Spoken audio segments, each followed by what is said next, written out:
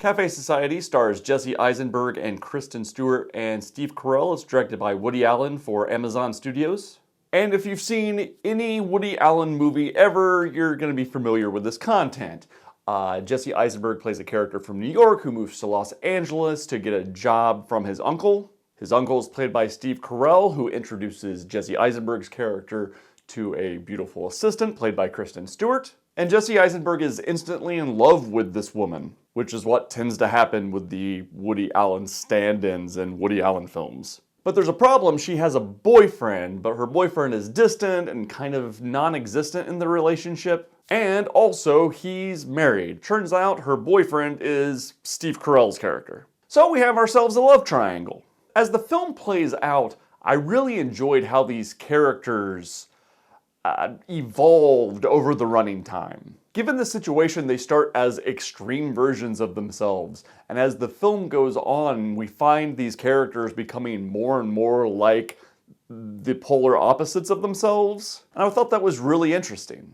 The performances are all universally good. If there's one actor in Hollywood I think would be a good Woody Allen stand-in, it's probably Jesse Eisenberg. Jesse Eisenberg in this film is very good at portraying Woody Allen's dialogue. He's kind of got the neuroses and the shyness and everything going for him. Eisenberg's really good, Kristen Stewart's pretty good, and Steve Carell's really good in this movie. He's very good at evolving over the running time from being the jerk boss into this kind of broken man into a stronger man at the end. But when it's all said and done, this is a Woody Allen film, and if you've seen any Woody Allen films, you know what you're going to get from this. It doesn't really paint outside the lines as far as what you would expect from a film from this filmmaker. That's not to say it wasn't entertaining, it just wasn't surprising in any way, but I enjoyed it.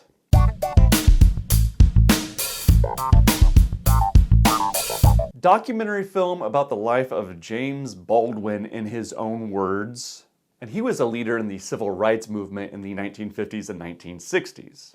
And unlike his contemporaries like Martin Luther King or Malcolm X, James Baldwin came at civil rights from a purely intellectual level. Not that King or Malcolm X didn't have elements of that, but James Baldwin attacked the issue through writing and doing novels and writing letters and being an intellectual thinker more than a movement leader. And having traveled the world, he had ideas of how things worked outside the United States that could work inside the United States, and brought those ideas back to the States. And with the state of civil rights in this nation at this moment, I think it's an important film to watch. It's on Amazon Prime right now, but an interesting film about a moment in time that has a lot of correlations with what's happening today.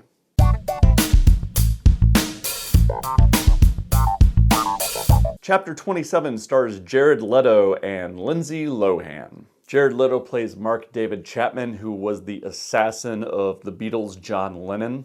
And this film depicts Chapman moving to New York, trying to get into the culture, stalking John Lennon at his hotel, and the subsequent murder. It's a good portrayal of Chapman's mental state as he disagreed with a lot of what Lennon was doing at the time, and also had delusions about being Holden Caulfield, who is the main character in the book Catcher in the Rye. But given the fame of what this movie is about, there's no surprises here.